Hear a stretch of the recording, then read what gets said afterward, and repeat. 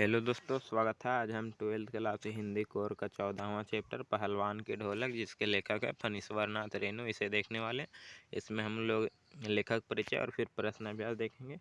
फणीश्वर नाथ रेणु का जन्म हुआ था 4 मार्च 1921 ईस्वी में, और गांव था औराही हिंगना, और जिला पूर्णिया था, और अब जो जिला वह है अररिया, और ये जो राज्य है वह है बिहार में।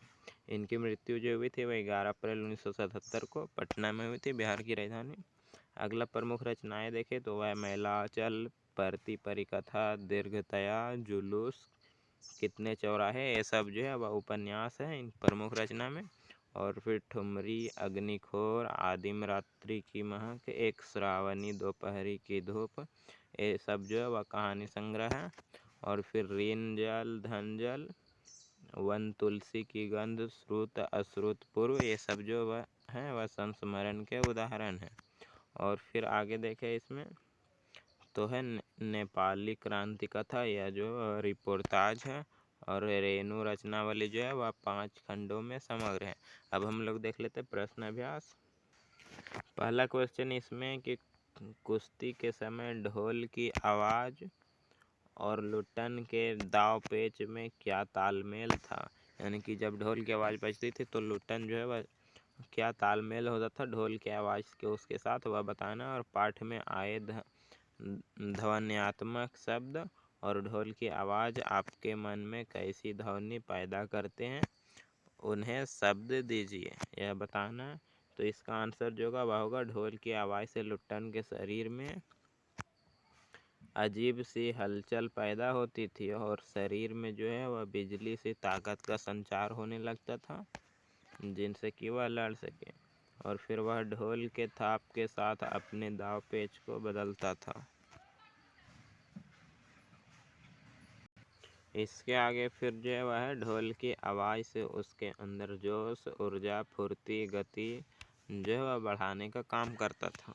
और फिर पाठ में ढोल के थाप के जो ध्वन्यात्मक शब्द हैं वह है चिटकधा, गिड़धा, चढ़धा, गिड़धा, और फिर ढक दिना, ढक दिना और ढक दिना, यह इसके जो है वह आंसर है।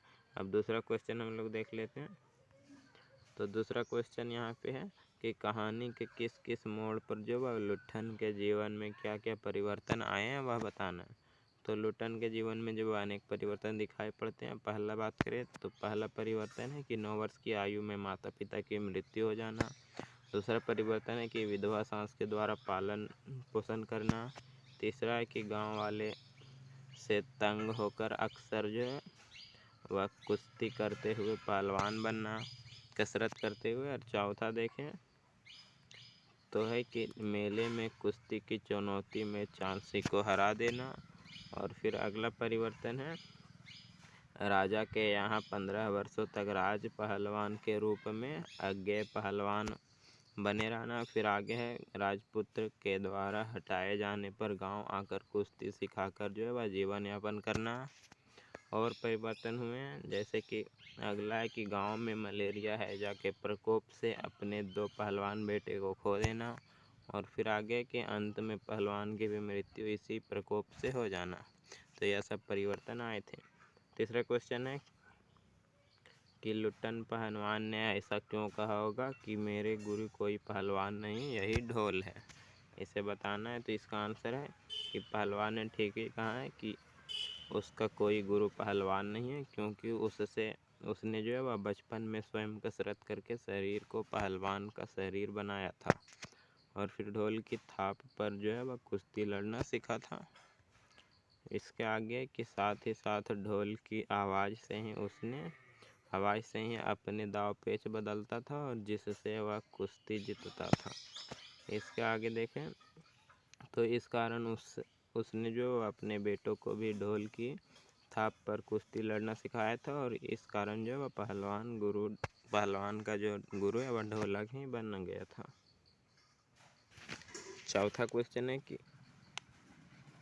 कि गांव में महामारी फैलने और अपने बेटों के देहांत के बावजूद लुट्टन पहलवान ढोल क्यों बजाता रहा। तो पहलवान के गांव में मलेरिया और हैजा की जो वजह से थे वह सन्नाटा फैला हुआ था, और शाम होते ही गांव जो है वह खामोशी के आगोश में चहल पहल भी नहीं सुनाई पड़ता था। गांव में कुछ भी चहचहाट नहीं सुनाई पड़ता था। और फिर इस सन्नाटे और खामोशी को जो लुट्टन पहलवान की ढोल की आवाज़ चुनौती देता था। और फिर वह लोगों के अंदर जो वह बीमारियों से लड़ने की क्षमता बढ़ाता था। लुट्टन की ढोल और हिम्मत भी बढ़ाता था। अगला क्वेश्चन 5 नंबर भी आई है कि ढोलक की आवाज़ का पूरे गांव पर क्या असर होता था, यह बताना है। तो इसका आंसर जो है वह है ढोल की आवाज़ का गांव पर असर संजीवनी शक्ति का काम करता था, यानी कि संजीवनी बूटी का। और फिर ढोल की आवाज़ से लोगों में महामारी से लड़ने की जो है वह क्षमता और जीवन जीने की जो लालसा है वह बढ़ जाती थी। और फिर आगे देखें तो महामारी से जो मरने वाले लोग हैं वह ढोल की आवाज़ के साथ मरने में तकलीफ़ कम करती थी। और फिर ढोलक की आवाज़ जो है वह अर्धमृत लोगों में नई चेतना का संचार करता था।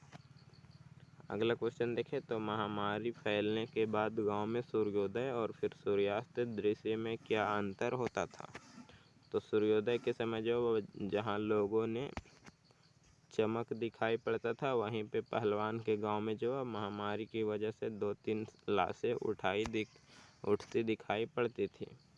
और फिर उस कंदरन से गांव में हाहाकार और हिम्मत खत्म होते दिखाई देता था। और फिर सूर्यास्त होते ही लोग अपने अपने झोपड़ी में घुस जाते थे और तथा रात्रि में उनसे जो है वह रोने की आवाज़ें सुनाई पड़ती थी। ऐसे में ढोलक की आवाज़ भी रात में सुनाई पड़ते रहती थी। यह छठा क्वेश्चन था। 7 नंबर क्वेश्चन इम्पोर्टेंट नहीं है, इसीलिए 8वां नंबर क्वेश्चन हम लोग देखते हैं। 8वां क्वेश्चन है कि आशय स्पष्ट करना है। इसमें आशय स्पष्ट करना है किसका, कि आकाश में जो है वह टूटकर यदि कोई भावुक तारा पृथ्वी पर जाना भी चाहता है हो तो उसकी ज्योति जो है वह शक्ति रास्ते में ही शेष हो जाती है। इसमें बताना है कि जब आकाश से तारे टूटकर गिरते हैं पृथ्वी पर आने के लिए तो उसे रास्ते में रोशनी खत्म हो जाता है। इसका आशय स्पष्ट करना। और फिर अन्य तारे उसकी भावुकता अथवा असफलता पर जो है खिलखिलाकर हंस पड़ते हैं। इसका आशय स्पष्ट करना इस चैप्टर से। तो इस प्रश्न में चमकता हुआ तारा जो है वह महामारी से लड़ने वाले बहादुर लोगों के लिए जो वह प्रयोग किया गया है। और आकाश शब्द महामारी के फैलाव का संकेत है। और फिर गांव के बहादुर और हिम्मती लोग जो वह महामारी से लड़ने का प्रयास करते भी हैं।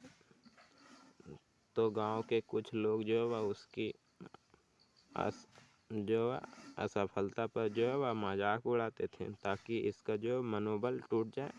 जैसे कि आकाश में टूटा हुआ तारा पृथ्वी तक अर्थात मंजिल पहुंच नहीं पाता है, उसी तरह। और फिर आगे है और फिर ज्योति रास्ते में ही खत्म हो जाती है, इसी का उदाहरण दिया गया। तो यह समाप्त हुआ। वीडियो अच्छा लगा होगा तो लाइक कमेंट तथा चैनल को सब्सक्राइब कर